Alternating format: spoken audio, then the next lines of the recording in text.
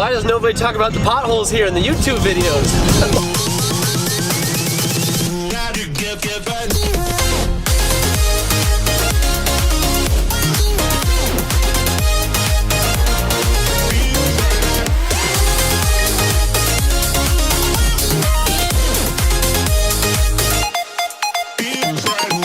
What's up, guys? We made it! Just flew into Keflavik International Airport this morning, made our way to Reykjavik, and just finished shopping at the Costco and the bonus store here, which is what everyone recommends. It's got the best prices.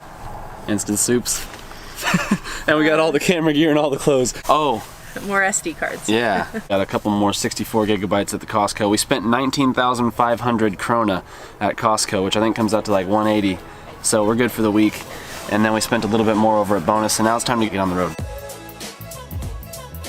I guess we're underwater right now. Are your ears popping?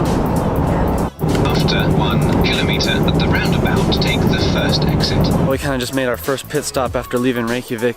I don't know where we're at, but we got some sweet mountains in the background. Check this out. That's pretty cool, huh? We need to show you guys what we're driving anyways. We haven't even shown you all the camper van. We're rocking out in the Camp Easy camper van. The thing's pretty sweet. We kind of wanted to get this out of the way actually a little sooner, or maybe during the trip when we had the van out somewhere, but right before we turn it in, we're gonna show you guys a little bit about this thing and give you our impressions since we've been in it for the last 11 days and nights. It's been pretty cool. We actually didn't stay at any hotels throughout our entire stay so far. Now we switched over to a rental car and are getting an Airbnb for the last 3, but let's show you guys this thing inside and out. There's no cruise control, which is a bummer because the speeding tickets here are very expensive and it's easy to find yourself going a little over. They recommended the Waze app for us. That way you guys can see where the cameras are. One guy told us he was going 22 kilometers over and he got almost a $500 ticket.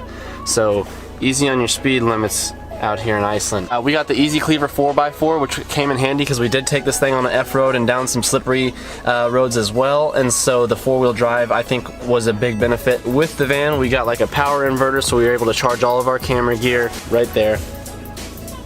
We had like 3 things charging at one time. Never did we run out of juice on any of our camera gear, on the drone, on our phones, on anything like that. Everything else is standard stuff. Headlights are not auto, and you have to have your headlights on in Iceland at all times.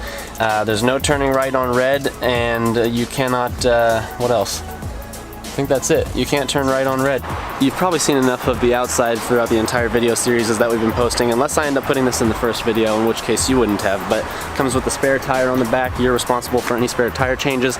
We found out about the extra cargo in the rear here on like the 3rd day. So we put a lot more bags and the bedding and everything down here. Underneath that rear seat, the access is only from the hatch. Let's give you the main view inside this thing from the back.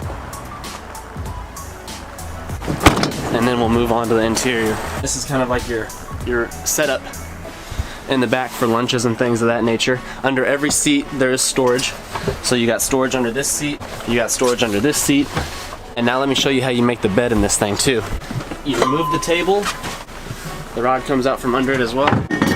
We usually just put the table up in the front of the cab because there was no need for it back here while we're sleeping and everything. And then you have these bars down here under this seat. Set these up.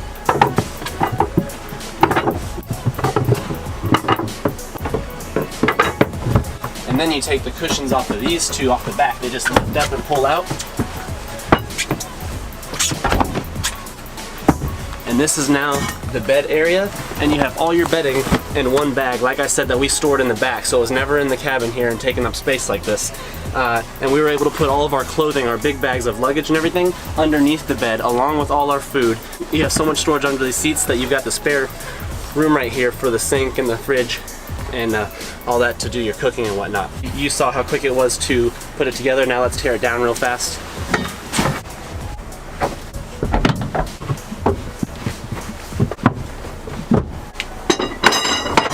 Put the table back up. Nothing to it. You've got curtains all the way around on all the windows. It makes it very simple to just cover up for the night. The sink, water.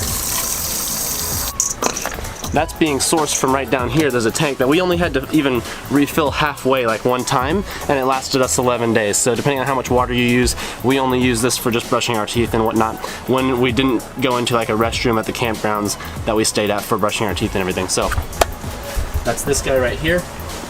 This is the refrigerator. Cooking utensils. Cooking utensils. Bowls, silverware. Pots and pans. And then you've got this little stove. And all we really did with all this stuff is boil water in the pot for our instant noodles. And that was the majority of what we were actually cooking during our trip if it wasn't just chips and salsa and things of that nature. Easy snacks.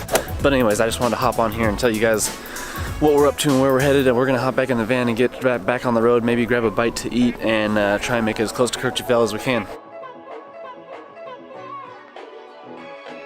La Colina Pizza Restaurant, a lot of people ranting and raving on, I don't think Yelp, because I don't think they have Yelp out here. And we also found out they don't have Pandora in this country, so we're streaming Fit Radio for the mixes. Dinner costs about 3,800 krona. You don't know what they're talking about. You're just like, go ahead and swipe it. What is it, like 20 bucks? I think it ended up being somewhere around 40 for a pizza and 1 beer, a couple waters. So just so you know, back on the road. Starting off our second morning. I think today's gonna be a lot more snowy. We're gonna drive up into the mountains, but we are waking up to some waves hitting the cliffs over here in Arnastapi. Hey Siri, what's the weather like? You'll need to connect to the internet first.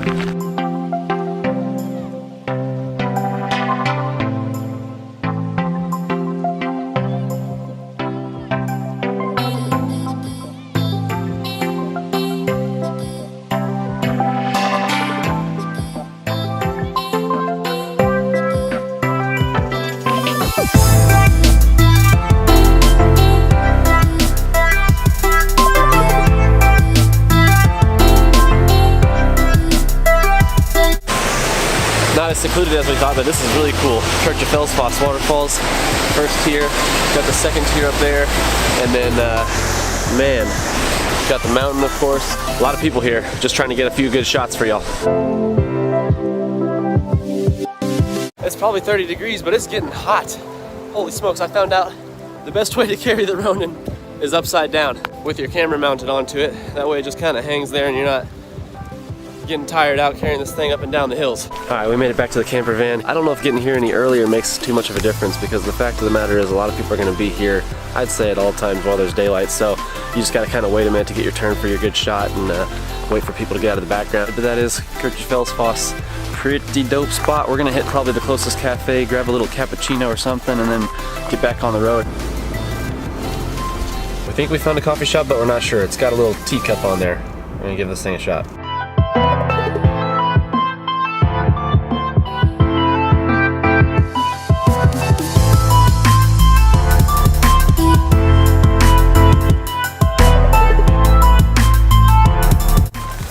Alright, it was a coffee shop, and that was awesome. We met a local here. She was real cool. She gave us a lot of advice, and we're gonna head to Akureyri. It's not how you say it, but it's how I'm saying it. And it's probably gonna be the longest drive of the trip without really any sights in between. So we've got like a 5+ hour drive ahead of us. What was it looking like? Yeah, about 5, 6, depending on how the roads are. A patch that looks like it could be icy through a town that I can't really pronounce, so we'll probably just head that direction. We're gonna beat you.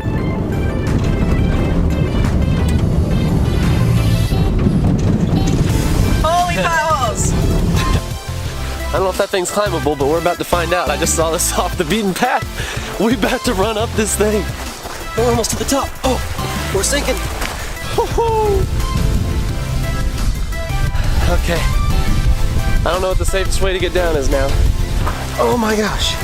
Woo! We made it.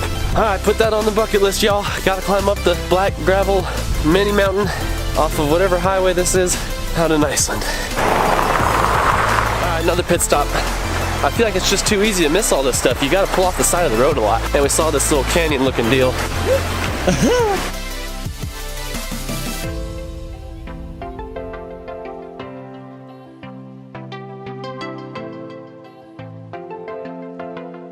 There's a lot of stuff off this Highway 54. We just keep seeing thing after thing.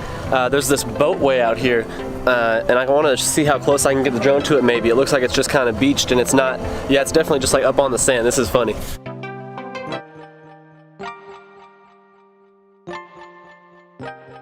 The drone made it like all the way out there, but I got worried as I ended up losing the signal. The screen went black and I was thinking to myself, oh dude, we might have lost the drones. I hit the home button and it ended up working out. Got the Fly More combo with the Mavic. I feel like it's a must. If you guys are interested in the drone, there's so many opportunities to get awesome shots with them out here in Iceland. I'll link ours down in the description below with the extra batteries and whatnot, so you got an opportunity to check these things out for yourself. We found a new waterfall, Tiny Foss.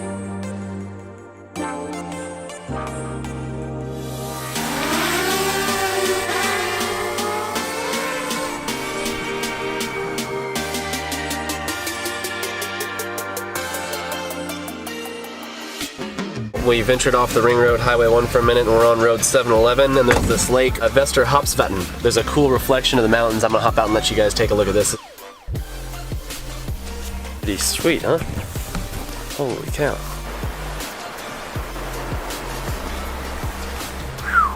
Glad we made it out to this one. The hike down is a little sketchy, but wait till you see the video down here.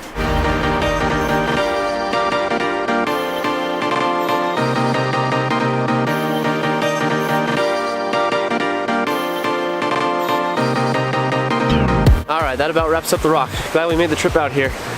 Now time for the long drive to Akureyri. Should take another 2 hours or so. Yeah. I would love an apple.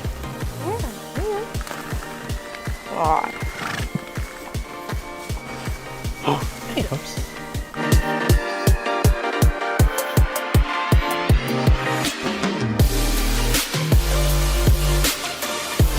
Alright guys, thank you for watching. That was the first 2 days of our 2-week trip in Iceland, and the last little bits of us driving was just to a campground. I think it was called Hamar. I'm going to put everything down in the description for you guys. Because the video is more vlog style, we're going to do a big informational video at the end of all the vlogs, once we've got all those put out, about our complete itinerary, the cost of the trip, and also all the gear that we use to film. We're going to have that linked in the description. I know I didn't get the pronunciations too correct. I know I was saying Kirkjufell instead of Kirkjufell, and I didn't know Akureyri, and I didn't know Snæfellsnes. I do get better at the pronunciation as the trip goes on. It's a little tricky when you first get there. Yeah guys, we had an absolute blast, and I can't wait for you to see the next videos in the series. It's going to be a ton of fun, so stick around, stay tuned, subscribe to the channel if you're not already, and hit the notifications bell. That way you actually get notified when the new videos drop, and we will catch you on the next video.